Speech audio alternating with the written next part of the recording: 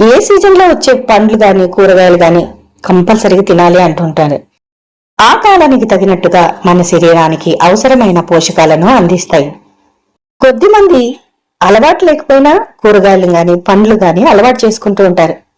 ఇది మంచి చేయకపోగా చెడే చేస్తుందని చెప్పొచ్చు. ఎందుకంటే మనకు చిన్నప్పటి నుంచి శరీరానికి ఎలాంటి ఫుడ్ అందిస్తున్నామో దానికి శరీరము అలవాటు పడిపోయి ఉంటుంది.